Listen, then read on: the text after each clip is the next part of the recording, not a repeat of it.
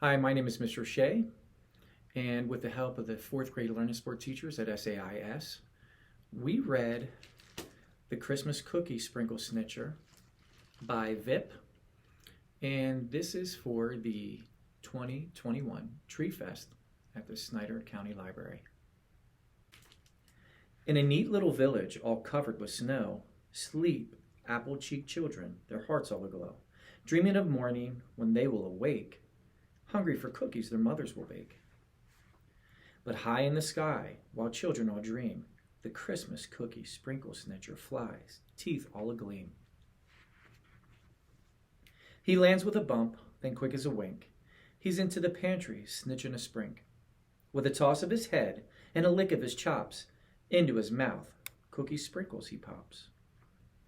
All the rest of the sprinks he pours into his sack, then tosses his sprinkle sack onto his back. Each villager's house he desprinkles with glee. The more sprinkles I snitch, the more sprinkles for me. His sack is soon bulging with sprinkles galore. So his pockets he fills, then he desprinkles the store. At midnight's last stroke, the village is bare. Not one unsnitched sprinkle is there anywhere. Happy at last that he snitched all the sprinks, the snitcher flies home to snatch 40 winks.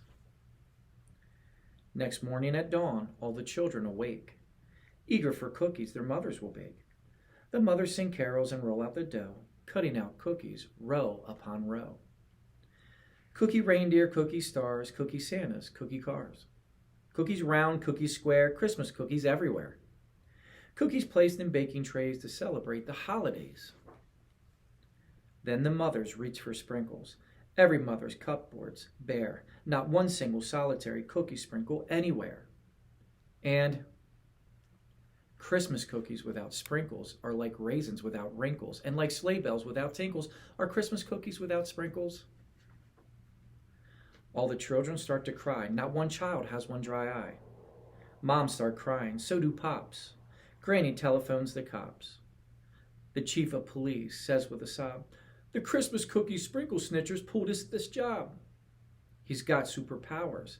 He's got some sort of mystic. I'll never catch him. Let's be realistic. But a lucky kid named Little Nat knew in a flash that he had to act fast, or Christmas cookie baking time soon would be past. Nat dried both his eyes and bundled up tight. "I'll bring back the sprinkles," he vowed before night. Though the snitcher was gone, he'd left a trail of dropped cookie sprinkles. Nat said, "I'll not fail. The trail of the snitched sprinkles on this cobblestone street will lead me, I'm sure, to the snitcher's retreat." Through backyards and alleys piled high with debris, the sprinkle trail wound on and on endlessly. Through snow-covered woods and ice flows and rivers. Poor Nat got the shakes, poor Nat got the shivers. Nat's knees were cold, Nat's feet were sore, but he made it on courage to the snitcher's front door. At the door Nat did rap. At the door Nat did tap. But inside the snitcher was snatching a nap. Nat kept rapping, Nat kept tapping. The sprinkle snitcher just kept napping. The snitcher at last awoke with a snore, leaped to his feet and flung open the door. Nat fell on his face. The snitcher said, "Pardon the looks of the place. I've been out snitching sprinkles, it's my Christmas fun, and that's why my house cleaning hasn't been done." "Your Christmas fun, snitcher," Little Nat said, "has driven the whole village out of its head. For Christmas cookies without sprinkles are like raisins without wrinkles, and like sleigh bells without tinkles are Christmas cookies without sprinkles. I didn't mean to spoil no one's Christmas fun. I'm ashamed," sobbed the snitcher, "ashamed what I've done." "Don't cry, snitch," said Nat. "There's no time to moan. And please may I use your telephone?" "Sure," sobbed the snitcher, "you certainly can." So Nat called his mother and outlined his plan. "Now dry your eyes, snitcher," Little Nat said. "Pack up your sprinkles. Our work lies ahead." Out through the door and into the air, back to the village flew the curious pair. As they circled on high, Nat looked below and saw all the villagers' faces aglow.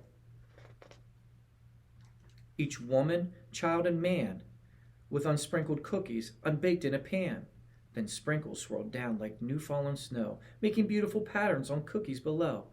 And Christmas cookies all had sprinkles, just like raisins all had wrinkles, and like sleigh bells all had tinkles, Christmas cookies all had sprinkles. "You've taught me a lesson, Little Nat," said the snitcher. Though I haven't heard a sprinkle, I've never been richer.